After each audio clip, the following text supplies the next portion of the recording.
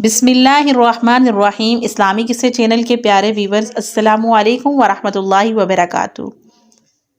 प्यारे व्यूवर्स, आज से चंद रोज़ कबल फ़लस्तीनियों के लिए खुसूसी तौर पर दुआ की गई। इमाम काबा फ़लस्तीनियों के मज़लूम मुसलमानों के लिए जब दुआ करने लगे तो बेअख्तियार उनकी आंखों से आंसू निकल आए।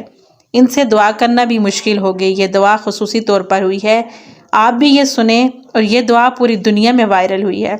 इमाम काबा की दुआ पर आमीन ज़रूर कहते जाएं, ताकि किसी एक की भी दुआ अल्लाह सुब्हान व तआला कबूल कर ले और मुसलमानों को फ़तह याब करे, मुसलमानों की मदद और नुसरत फरमाए। आमीन सुम्मा आमीन। आइए सुनते हैं इमाम काबा की दुआ, और वीडियो के साथ एंड तक बने रहिएगा। اللهم حرر المسجد الأقصى، اللهم حرر المسجد الأقصى، اللهم حرر المسجد الأقصى، اللهم احفظ المسلمين في فلسطين، اللهم احفظ المسلمين في فلسطين، اللهم احفظ المسلمين في فلسطين، اللهم احفظهم من بين أيديهم ومن خلفهم وعن أيمانهم وعن شمائلهم، ونعوذ بعظمتك أن يغتالوا من تحتهم. اللهم كن لهم، اللهم كن لهم، اللهم كن لهم معينا وظهيرا ومؤيدا ونصيرا. اللهم كن للمسلمين في فلسطين معينا وظهيرا ومؤيدا ونصيرا.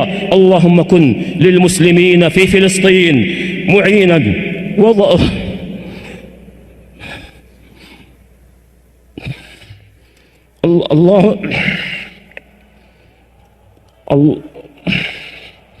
اللهم كن للمسلمين في فلسطين.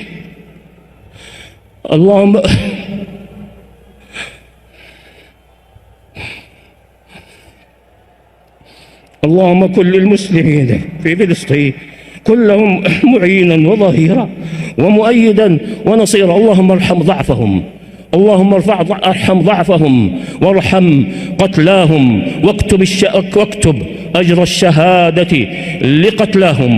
اللهم اكتب أجر الشهادة لقتلاهم، اللهم اكتب أجر الشهادة لقتلاهم. اللهم أصلح لنا ديننا الذي هو عصمة أمرنا.